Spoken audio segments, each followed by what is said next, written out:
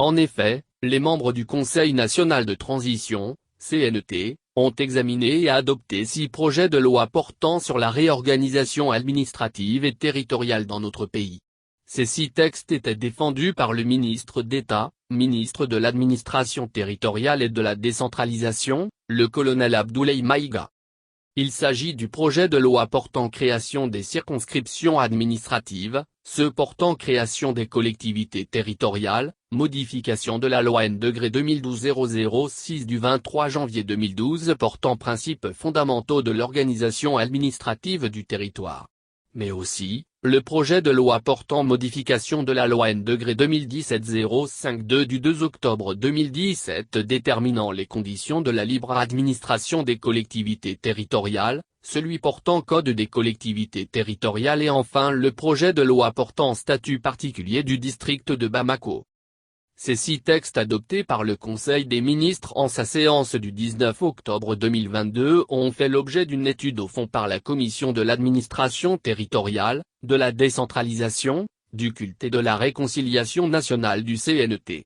Ensuite cette commission a produit un rapport unique concernant les 6 textes.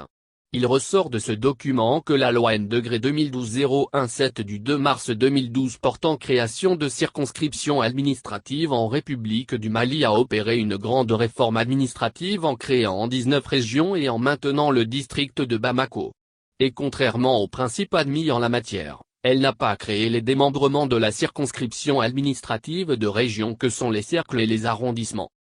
L'objectif est d'opérationnaliser et d'assurer le fonctionnement régulier de chaque région en déterminant ses circonscriptions administratives, cercles et arrondissements, et ses collectivités territoriales, régions et communes.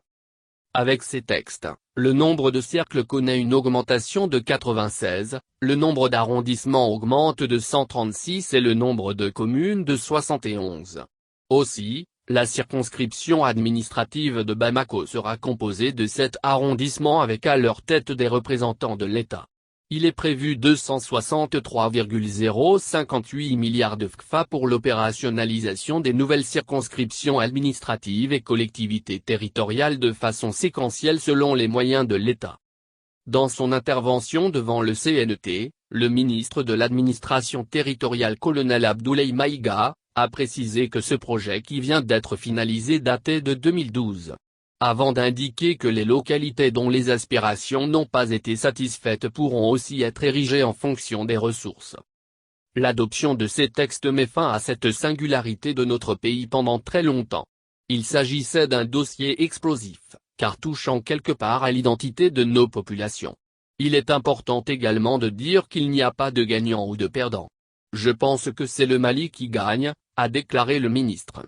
Maïga a tenu à faire ce rappel utile. Depuis 2012 par la loi N-2012-017 du 2 mars 2012, notre pays est passé de 0,8 à 19 régions plus le district de Bamako. Ce qui fait une augmentation de 137%. Pour lui, depuis 2012, nous avons 19 régions et à ce jour, nous ne connaissons pas nos frontières intérieures. Et la traduction la plus visible de ce blocage est la carte administrative qu'on ne peut pas mettre à jour. Le ministre Maïga estime que c'est un embarras et une gêne collective de vivre dans un pays qui ne connaît pas ses frontières intérieures. Un autre point important qu'il a évoqué en termes d'intérêt est l'organisation du prochain référendum et les élections générales à venir qui doivent se faire sur la base de cette réorganisation territoriale.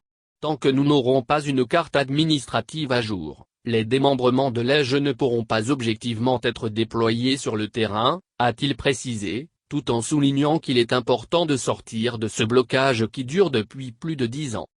Le colonel Abdoulaye Maïga dira que les autorités de la transition ont hérité d'un dossier profondément subjectif.